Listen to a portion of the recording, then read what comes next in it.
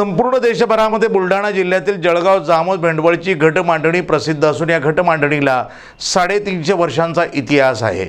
या संपूर्ण शेतकरी वर्ग या मांडणीवर विश्वास ठेवून शेती करत असतो। यावेळी या मांडणीमध्ये गहू, हरभरा आणि वटाणा हे सर्वोत्कृष्ट पीक म्हणून सांगण्यात आलेलं आहे। तर इतर पिकांमध्ये ज्वारी आणि कापूस हे मध्यमपेक्षा अधिक चांगले पीक राहील असे देखील भाकीत सांगण्यात आले। सध्या लोकसभेच्या निवडणुका सुरू असल्यामुळे राजकारणात ज्यांना रुची आहे आणि अनेक राजकारणी लोक हे भाकीत ऐकण्यासाठी या ठिकाणी आले होते।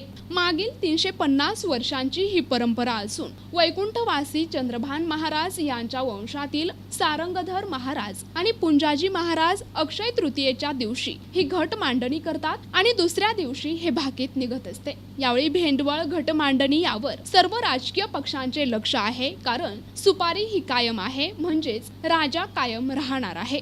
आज भाकीत कसं भेंडवळ येथील आज अक्षय तृतीयेचं जी मांडणी केली जाते त्या मांडणीचं भाकीत याप्रमाणे प्रथम सर्व पिकांची कपाशीचं पीक सर्वसाधारण आहे। सर्वसाधारण याचा अर्थ मोगम असल्यामुळे कुठे जास्त येईल कुठे कमी येईल याप्रमाणे म्हणजे सर्वसाधारण धरले जाते।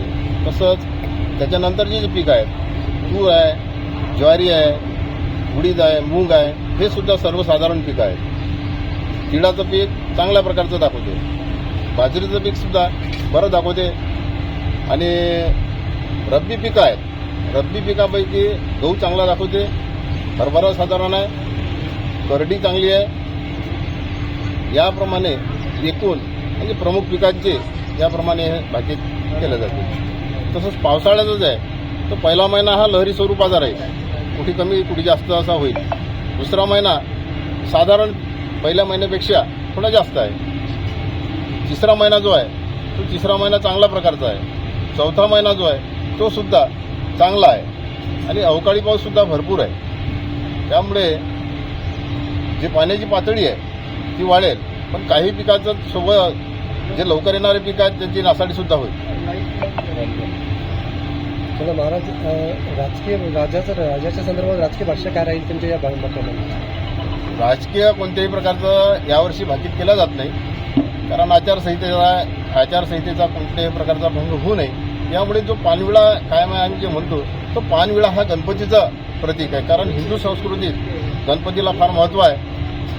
तर गणपतीचंच प्रतीक आहे ते खरं पाहिलं तर ते कायम आहे। किती वाण घेऊन हे भाकीत केले जाते? हे 18 प्रकारचे धान्य ठेवले जातात या ठिकाणी। प्रतिनिधी संजय दांडगे, NTV न्यूज मराठी, बुलढाणा।